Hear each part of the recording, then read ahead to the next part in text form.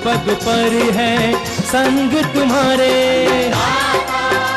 अन्नदाता लहू किसानों का बन के पसीना सींचता है धरती का सीना। मेहनत का तेरी हक दिलवाने, नई तकनीक नई खोज बताने। पशुधन को गुणवान बनाना, पौध सुरक्षा को सिखलाना, खेती के सब गुर समझाने, भारत का सरताज बनाने। आठों पहर है संग तुम्हारे। अन्नदाता अन्नदाता। नमस्कार, मैं हूं सुषमा पांडे और आप सभी दर्शकों का अन्नदाता कार्यक्रम में स्वागत करती हूं। हर रोज की तरह कार्यक्रम में हम लेकर आते हैं खेती बाड़ी से जुड़ी हुई बहुत सी लाभकारी जानकारियां। तो चलिए सबसे पहले देखते हैं क्या है विशेष आपके लिए आज के कार्यक्रम में। गर्मी में हरे चारे की उपलब्धता बनाए रखने हेतु हरे चारे की विभिन्न फसलों की बुआई पर जानकारी। बदलते मौसम में मधुमक्खियों की देखरेख व प्रबंधन।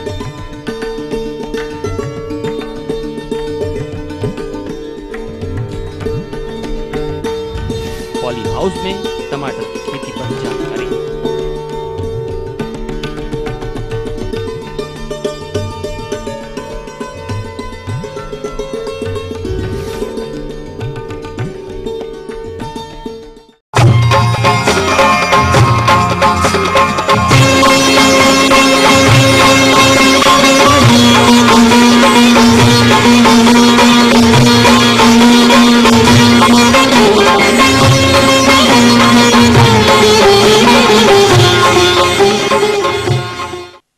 दुधारू पशुओं के लिए गर्मी के मौसम में हरे चारे की किल्लत देखी जाती है, अतः आप ज्वार, बाजरा, मक्का, लोबिया तथा मूंग आदि चारा की बुआई कर गर्मी के मौसम में भी हरे चारे की उपलब्धता बनाए रख सकते हैं। अतः किसान भाइयों, गर्मी के मौसम में हरा चारा प्राप्त करने हेतु हरे चारे वाली फसलों की बुआई में किन किन बातों पर अमल किया जाए, इस संदर्भ में जानकारी लेने के लिए देखिए कार्यक्रम का ये अंक। किसान भाइयों, आप दुधारू पशुओं के पालन में हरे चारे के महत्व को तो जानते ही हैं, जिसकी उपलब्धता यदि वर्ष भर बनी रहे तो पशुओं को पौष्टिक आहार मिलने के साथ साथ पशुओं के खानपान में लगने वाली लागत को कम करते हुए इस व्यवसाय से अच्छी आय ली जा सकती है। अतः आप फरवरी से लेकर मार्च तक कुछ प्रमुख चारा फसलों की बुआई करके गर्मियों में हरे चारे की उपलब्धता को बनाए रख सकते हैं। तो किसान भाइयों, सर्वप्रथम हम चारा फसलों की बुआई के लिए भूमि चयन की यदि बात की जाए तो अच्छे जल निकास वाली दोमट, बलुई दोमट भूमि इसकी खेती के लिए उपयुक्त है। बात आती है प्रजातियों के चयन की, तो इसके अंतर्गत ज्वार की कुछ प्रमुख प्रजातियां विकसित की गई हैं, जो इस प्रकार हैं: SSG 988, SSG 898, PC 23 तथा MP चरी, SSG 59 इत्यादि इसके लिए उपयुक्त प्रजातियां हैं। लोबिया की उन्नत प्रजातियों में रशियन जॉइंट UPC 5287, UPC 5286 तथा इकफ्री 450, इकफ्री 8401, इकफ्री 8503 उपयुक्त प्रजातियां हैं। चारे के लिए मक्का की अफ्रीकन टाल एवं J1003 प्रजाति सबसे अच्छी है। यदि इन किस्मों का बीज न मिले तो संकर, गंगा 11, गंगा 7 या कंपोजिट मक्का, किसान, विजय भी बो सकते हैं। बाजरा की उन्नतशील प्रजातियां। चारे के लिए संकर बाजरा या कंपोजिट बाजरा, जायंट बाजरा तथा राज बाजरा अच्छी किस्में हैं। संकर बाजरा की द्वितीय पीढ़ी का बीज चारे की बुआई हेतु प्रयोग किया जा सकता है। सूडान की उन्नत प्रजातियों में शीर्षा 153, SSG 100, पायरस इत्यादि प्रमुख हैं। किसान भाइयों, चारा फसलों से अच्छी उपज प्राप्त करने के लिए उचित बीज दर को ध्यान में रखते हुए बुआई की जानी चाहिए, जिसके लिए यदि आप ज्वार की फसल ले रहे हैं तो 30 से 40 किलोग्राम प्रति हेक्टेयर की आवश्यकता होती है।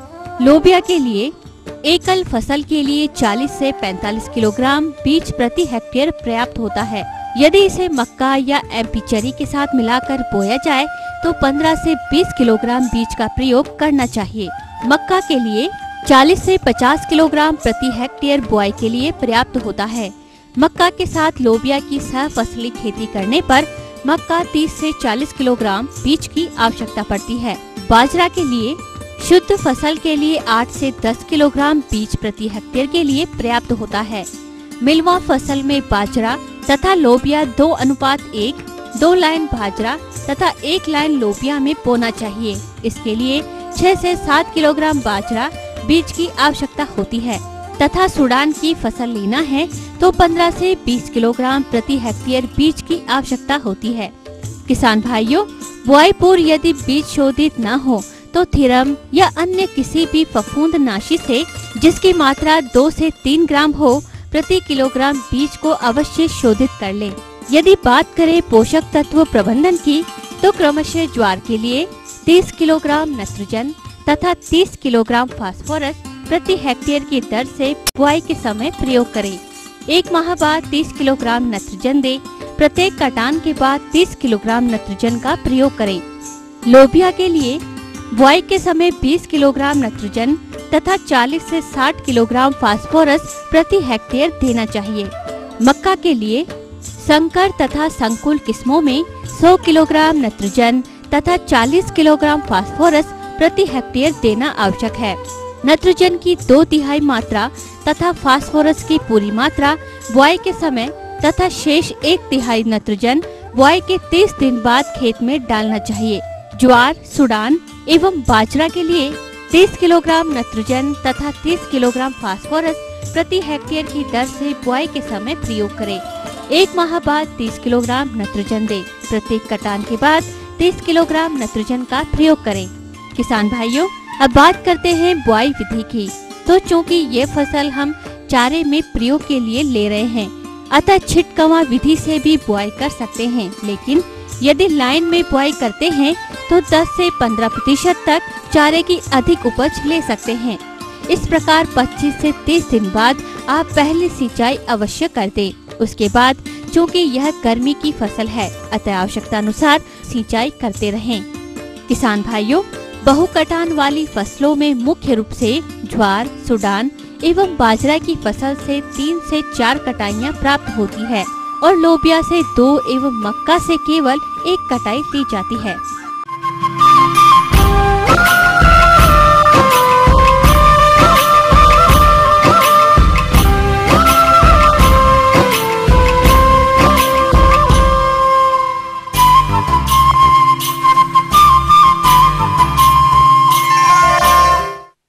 मौन पालन आर्थिक रूप से काफी लाभकारी व्यवसाय है, जिसे कि उत्तर प्रदेश एवं उत्तराखंड के किसानों ने बड़ी संख्या में अपनाया है। परंतु ये व्यवसाय लाभकारी रहे, इसके लिए बहुत से प्रबंधों को समय समय पर करना आवश्यक होता है।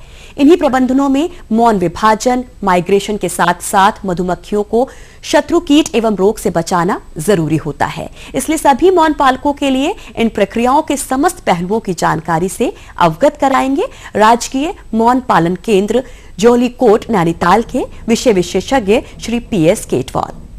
किसान भाइयों, इस समय मौन पालन के लिए यह मौसम सबसे उपयुक्त मौसम माना जाता है।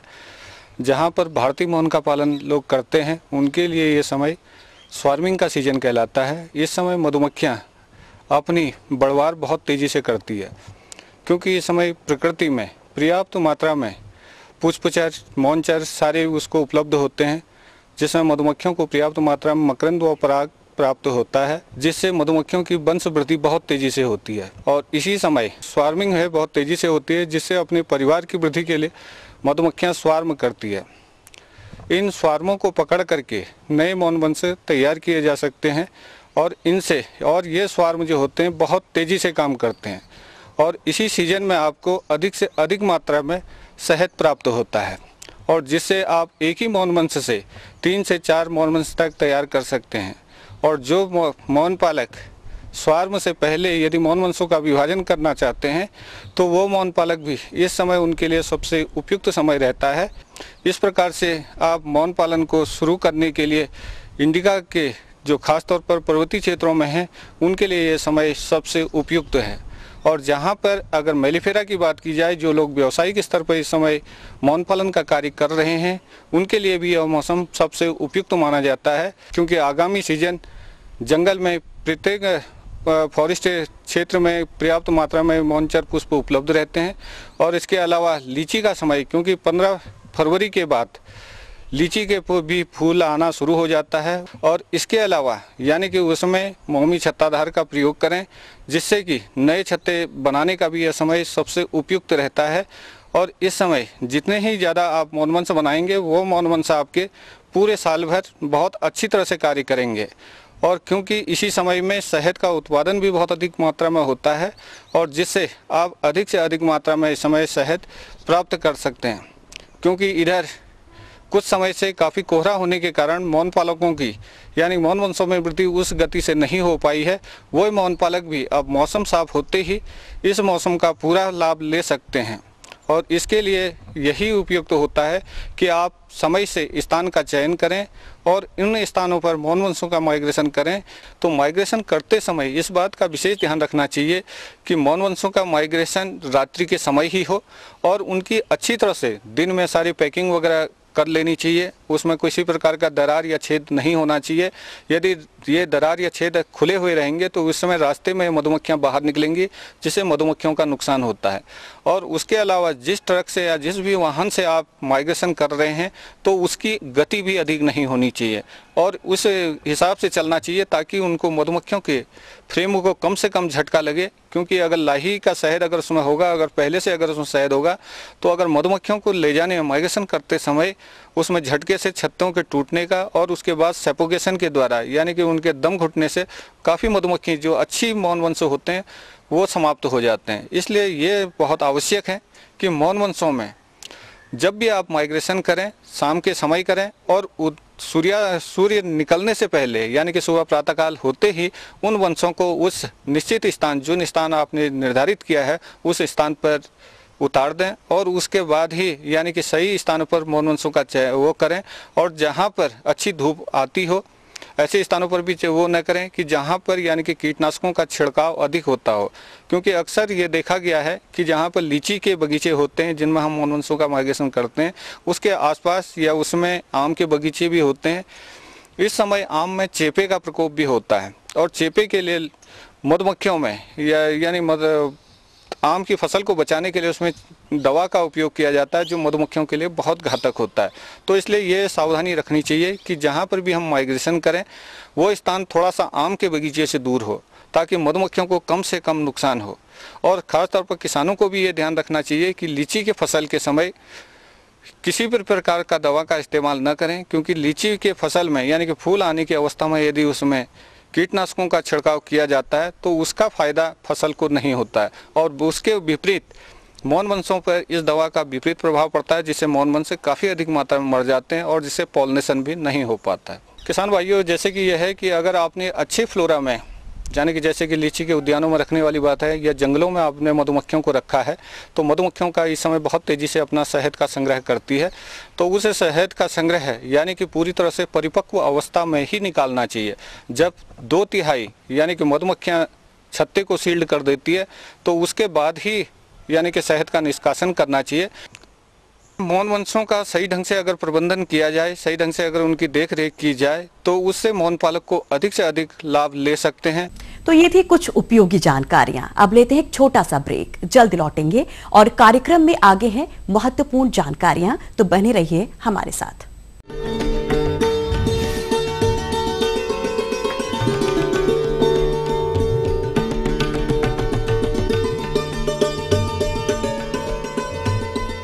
राख एक सस्ता और सुरक्षित प्रयोग है जो किसी भी वातावरण में उपयोगी है। राख के उपयोग की जानकारी के लिए एनटीपीसी के राख उपयोगिता विभाग से संपर्क करें। संसार भर के सारे समाचार मैं नेहा भटनागर लेकर आऊंगी। बीबीसी ग्लोबल इंडिया, महसूस करें खबरों की धड़कन।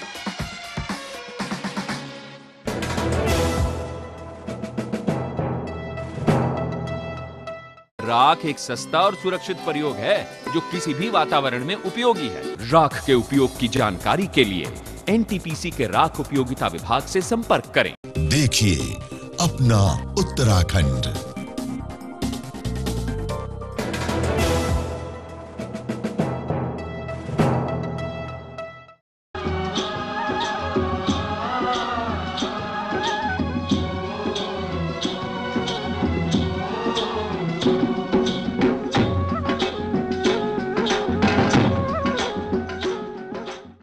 ब्रेक के बाद एक बार फिर से आप सभी दर्शकों का अन्नदाता कार्यक्रम में स्वागत है। बढ़ते हैं अगली प्रस्तुति की ओर।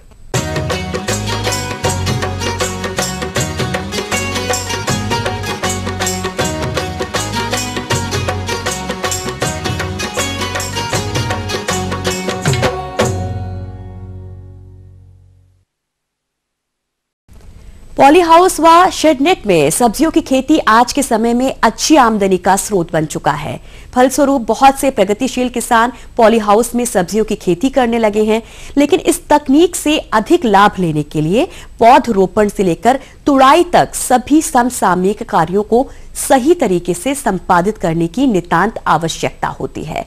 अतः जो किसान पॉली हाउस में टमाटर की खेती करना चाहते हैं या जिन्होंने टमाटर की फसल लगा रखी है, वे कौन कौन से प्रबंधन कार्यों को संपादित करें, इस बारे में जानकारी देने के लिए हमारे संवाददाता ने संपर्क किया कृषि अनुसंधान संस्थान दुर्गापुरा जयपुर के कृषि वैज्ञानिक डॉक्टर योगेश वर्मा से। भाइयों, मैं आपको ये साझा करना चाहता हूँ कि खुले खेत के मुकाबले यदि हम संरक्षित खेती अपनाएं तो 10 गुना तक अधिक मुनाफा कमा सकते हैं। किसान भाइयों, नेट हाउस में खेती करने के लिए हमें एक उचित प्रकार के संरक्षित आकार की जरूरत होती है, जिसमें किसान naturally poly roof net house में उगा सकते हैं, इंसेक्ट नेट में उगा सकते हैं। खुले में होने वाले टमाटर और संरक्षित खेती में होने वाले टमाटर अलग अलग किस्म के होते हैं। टमाटर की जो किस्म का चयन करते वक्त किसान भाई ये ध्यान में रखें कि उनको बाजार में कौन सी किस्म का टमाटर लाना है। जैसे लट्टू किस्म का करें तो सोबरीना काम में ले सकते हैं, छोटे और गोल टमाटर करें तो क्लोज का काम में ले सकते हैं, 2853 काम में ले सकते हैं, NP 1008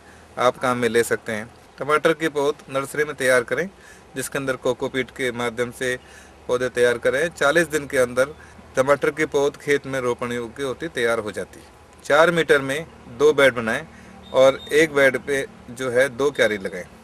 2 कतारों में आपसी दूरी लगभग 20 सेंटीमीटर की रखें। पॉली हाउस में लगाने से पहले उसके अंदर एक इंसेक्टिसाइड और एक पेस्टिसाइड का आप जो है स्प्रे जरूर करें, ताकि आपको सोइल बोर्न डिजीज़ के शुरू में मुकाबला कम कर सकें। शुरू में इसमें कॉलर रोट नामक की बीमारी आती है, जिसमें अगर आप कॉपर बेस किसी भी फंजीसाइड का इस्तेमाल करेंगे तो उससे उसका बचाव किया जा सकता है। ये पौधे आप अगस्त सितंबर में लगा सकते हैं। लगभग 8 महीने तक किसान भाई ये फसल संरक्षित खेती में कर सकते हैं। इस बीच 2 बार ऐसा उफान आता है कि जब टमाटर की कीमतें बहुत अधिक होती हैं, उस वक्त किसान भाई बहुत अधिक मुनाफा कमा कर सकते हैं। इंटरडिटरमिनेट किस्मों की एक खास बात होती है कि हर तीसरी पत्ती पे एक गुच्छा जो है आपका फलों का आता है। चूँकि इसके अंदर इंसेक्ट नेट है और ये इंसेक्ट नेट किसी भी प्रकार के इंसेक्ट को अंदर जाने से या जो बड़े इंसेक्ट हैं उसको अंदर जाने से रोकता है। ऐसी स्थिति में किसान भाइयों को जो है पोलिनेशन मैनुअली करना बहुत आवश्यक है। इस किसान भाइयों इस बात को विशेष ध्यान रखें कि जितने फूल आपके हैं उसमें से अगर आपने 80 से 90% फ्रूट में फल में कन्वर्ट कर दिए हैं, वहीं आपकी सफलता बढ़ जाती है। खुले में जहाँ एक गुच्छे पे अधिकतम 2 या 3 जो हैं आपके फल लगते हैं, जिसमें भी फलों का आकार छोटा हो जाता है, यहाँ पे आप 8 से 9 गुच्छे का टमाटर का एक गुच्छा प्राप्त कर सकते हैं। इसके लिए आपको क्या करना है कि टूथ ब्रश जो कि वाइब्रेटर होता है उसको इस्तेमाल कर सकते हैं, और फलों को प्राप्त करने के लिए फूलों की जो टहनी है उसको दिन में 2 बार आप उसको वाइब्रेट करें। वाइब्रेट करने से क्या होगा कि नर और मादा जो पुष्प के अंदरूनी भाग हैं वो आपस में टच हो जाएंगे और फ्रूट सेट हो जाएगा। आप ये देखें, यदि आपको फलों का आकार ज़्यादा बड़ा चाहिए तो 6 के बाद की गुच्छों का जो फ्रूट है आप उसको तोड़ देवें, और जो अगर आपको चाहिए कि आपके फ्रूट की साइज छोटी रहे तो आप उसमें 8 से 9 तक का गुच्छा आप रख सकते हैं। तो मेरा आप सबसे अनुरोध है कि विभिन्न प्रकार की फैली हुई भ्रांतियों से दूर पाएँ, निजात पाएँ और नेट हाउस में टमाटर की फसल लेवें और लाखों रुपए का मुनाफा पाएँ।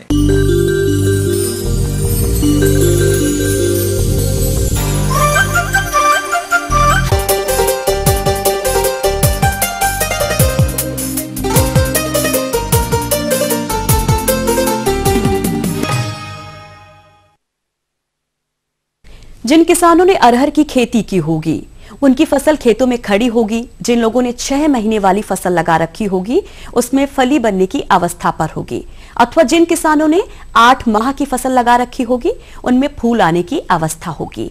और इस समय फली बेधक एवं फूल चूसक कीट व रोगों में उकठा रोग के प्रकोप के कारण अरहर की फसल को अधिक क्षति होती है। अंततः अरहर की फसल को इस अवस्था पर इन कीट और रोगों से कैसे बचाया जाए, इस विषय पर जानकारी दे रहे हैं कृषि विज्ञान केंद्र काशीपुर के डॉक्टर DS सिंह। सबसे बड़ी समस्या अरहर में आती है कि पौधा उखड़ने का, इसमें उगता रोग बहुत लगता है। कुछ वैरायटियां हैं जो इसके प्रति प्रतिरोधी हैं, लेकिन अगर उगता रोग के आपके खेत में संभावना है तो पहला काम तो ये करें कि उस खेत में अरहर ना लगाएं। दूसरे खेत में जब लगाएं तो बीज को शोधित करके तब उसको लगाएं, और उसके शोधन के लिए बावस्टिन का 2 ग्राम पर केजी के हिसाब से मिलाकर उसका बीज शोधन कर सकते हैं, और करके उसका बिजाई करें तो उगता की संभावना बहुत कम हो जाती है। अरहर में 2 तरह के परेशानियाँ आती हैं जो कि कीट और रोग के रूप में जाने जाते हैं। पहला यह है कीट में कि इसमें एक आता है कीट जो है फूल की मक्खी, जो कि फूल की अवस्था में ही अपने अंडे दे देते हैं और जो कि फल बनने में वो फल के भीतर पहुंच जाते हैं, जहां वो उनको फलों को दानों को नष्ट करते हुए बाहर निकल आते हैं। दूसरा जो नुकसान होता है उसमें यह है कि आपके ये फली बेधक लगते हैं।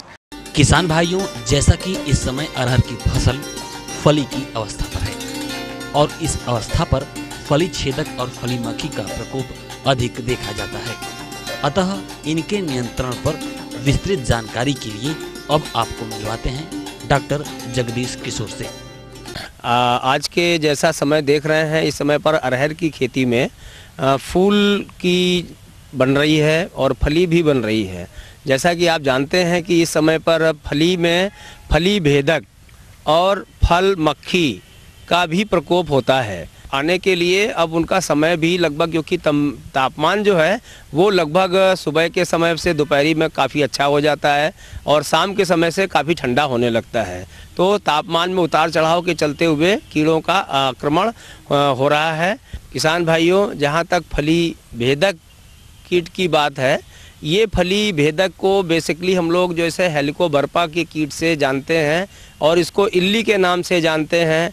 और ये प्रायः आप समझिए कि शाम को और रात में करीब 9-10 बजे के बाद से इनका अपना प्रजनन शुरू होता है और ये सुबह के सूरज निकलने से पहले तक ये अंडे अपने उन पत्तियों के ऊपरी सतह पर दे के चले जाते हैं। और जैसे जैसे सूर्य की किरण निकलती है या 8-9 बजे तक में ये कीड़े टूटने लगते हैं, मतलब जिसको कहते हैं फूटने लगते हैं, और ये कीड़ा हरे रंग से लेकर के काले रंग में परिवर्तित हो जाता है। और इसकी जो पहली सूड़ी निकलती है वो हल्की काले रंग की होती है और धीरे धीरे जब वो प्रथम अवस्था से द्वितीय अवस्था तृतीय अवस्था में जाते हुए ये काफ़ी हरे रंग की और अच्छी मोटी हो जाती है।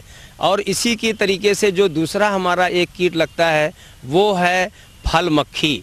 फल मक्खी में क्या है कि ये जो फली हमारी बनी होती है इसमें छोटा सा एक छेद करके ये कीड़ा फल मक्खी में फल के अंदर घुस जाता है और घुस करके उन दानों को धीरे धीरे खाना शुरू करता है और इसमें वहीं पर अपनी एग लेइंग अंडे दे करके मैगेट बना देता है, जो सूड़ी के रूप में उनका नुकसान करता है। और उससे नुकसान हमारा सीधे फलों में जो दाने बनते हैं उसका होता है। अगर हम एकीकृत की बात करें तो ये फसल हमारी कम से कम 1 और 45 दिन के बाद से जब शुरुआत होती है तो आप इसमें फेरोमोन ट्रैप को लगा दें। फेरोमोन ट्रैप से जो नर कीड़ा होता है वो इसमें आकर के फंस जाता है और इससे जो है इसकी प्रजनन जिसको कहते हैं फैमिली प्लानिंग उसको हम ब्रेक करते हैं। और इसके बाद में आपको एनपीवी का भी आप प्रयोग कर लें, जो 300 LE 1 हेक्टेयर में लार्वल इक्विवेलेंट के रूप में होती है। इसका ये भी मार्केट में उपलब्ध है, इसको भी आप अपने खेत में छिड़काव कर सकते हैं। अगर इसके बाद में 1-2 दिन में इसका रुकाव होगा और उसके बाद अगर आपको ट्राइजोफास या मोनोक्रोटोफास जैसा रसायन आपको मिल जाए तो 2 ml 1 लीटर पानी के अनुपात का करके छिड़काव कर दें, जिससे कि ये कीट का नियंत्रण होगा। अगर हम बात कर रहे हैं फल मक्खी की तो इसके लिए हमारा डाइमेथियोट, मोनोक्रोटोफास ये 2 ml 1 लीटर पानी के अनुपात में इसकी दवा का छिड़काव कर दें खेत में तो बहुत अच्छा होगा। इस प्रकार हम अपने अरहर की फसल का अच्छा नियंत्रण कर सकते हैं और अच्छा उत्पादन ले सकते हैं।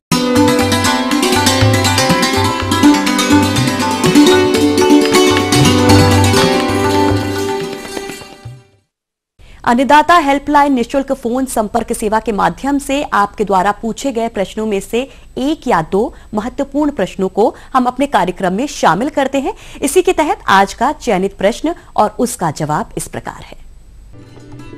निशुल्क अन्नदाता हेल्पलाइन में आज जो प्रश्न शामिल किया गया है उसे पूछा है कुदस शाहजहांपुर से देविंदर सिंह ने। आप प्याज की रोपाई करना चाहते हैं और इसकी रोपण तकनीक पर जानकारी चाहते हैं, तो इसके लिए देखिए कार्यक्रम की यह प्रस्तुति।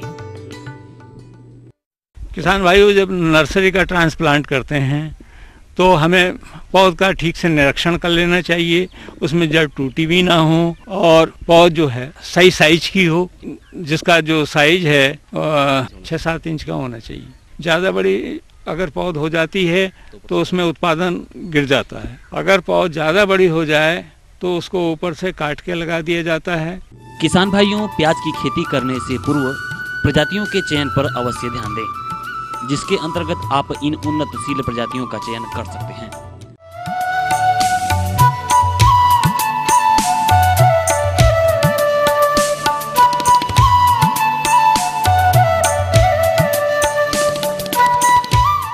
जहां तक पोषक तत्वों की आपूर्ति की बात है तो उपलब्धता होने पर रोपण के 20 से 25 दिन पूर्व 45 से 50 टन गोबर की सड़ी खाद का प्रयोग प्रति हेक्टेयर की दर से अवश्य करें।